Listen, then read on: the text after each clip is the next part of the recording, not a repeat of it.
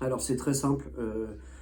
Sur l'activité traditionnelle, le prix est déterminé à partir d'un taux de marge qui doit être assez élevé, étant donné tous les coûts de fonctionnement de cette activité. Comme je te le disais, on a un chauffeur dédié, on a un magasin dédié, on stocke les produits, on a des commerciaux dédiés. Donc il y a un vrai réel coût de fonctionnement pour pouvoir vendre les produits sur l'activité traditionnelle. Donc là, les taux de marge sont plus élevés que sur l'activité Internet, qui a beaucoup moins de coûts de fonctionnement.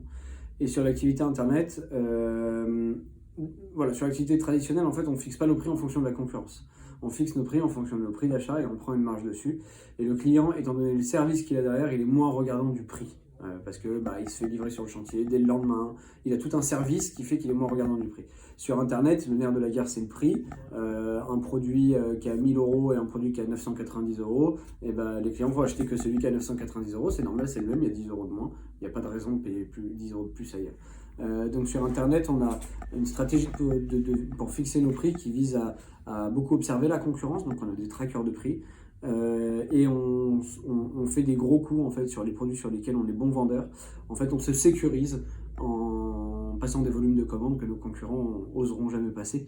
Nous, on sait qu'on va les vendre. Nos concurrents, ils oseront jamais s'engager sur des tels volumes, ce qui nous permet de garantir le fait d'avoir le meilleur prix en termes d'achat et donc le meilleur prix de vente pour nos clients. On serre les marges, on privilégie le volume. Mais surtout, voilà, comme je te le disais, on se positionne que sur des produits qui valent cher de toute façon, des scies à 500, 1000, 2000 euros, des lasers à 2000 euros. Donc forcément, on peut se permettre des taux de marge qui sont moindres.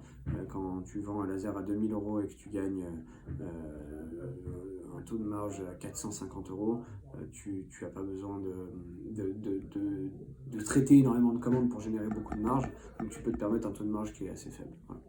Donc c'est notre façon de bosser. Et puis donc on traque beaucoup les concurrents, on fixe nos prix par rapport à ça, on tient un taux de marge minimum, hein, c'est-à-dire qu'il y a des produits, si c'est pour vendre aux marges de la grande distribution, on n'y va pas.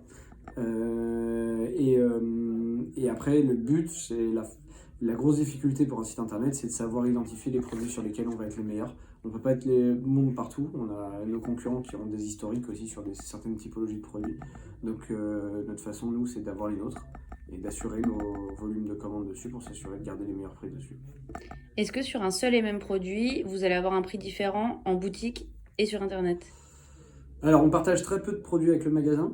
À la base, c'était le cas. C'était le cas parce qu'on expliquait principalement aux clients que sur Internet, il a un prix, mais il paye comptant. Il n'a pas de service particulier. C'est expédié par notre transporteur et c'est livré quand notre transporteur le livrera. Et il faut payer, il faut sortir la carte bancaire, il faut payer tout de suite. Alors que sur l'activité traditionnelle, le client il a un délai de paiement, il paye à 60 jours. Les produits sont disponibles et stockés pour lui au magasin. On le livre sur son chantier avec notre chauffeur. Donc le taux de marge sur le même produit était plus élevé au niveau de la vente traditionnelle qu'au niveau du site internet. Et ça, c'était facile à expliquer aux clients. Mais à force, de toute façon, l'idée, ça a vraiment été de diviser les deux activités et d'avoir vraiment pas les mêmes produits qui sont vendus au magasin qui sont vendus sur le site internet. Et aujourd'hui, on essaye quand même de mutualiser, c'est-à-dire que le client qui passe au magasin enlever un produit, on va parfois lui vendre au prix du site internet. A contrario, un client qui nous appelle pour nous commander un produit ou une machine qui est vendue sur les deux, mais qui veut se faire livrer sur le chantier, qui veut payer à 45 jours, du coup, naturellement, il va avoir son offre de prix et ça va être comme ça. Et s'il n'est pas content, il faut qu'il aille sur le site, sortir sa carte et payer content. En général, ils comprennent et ils le font.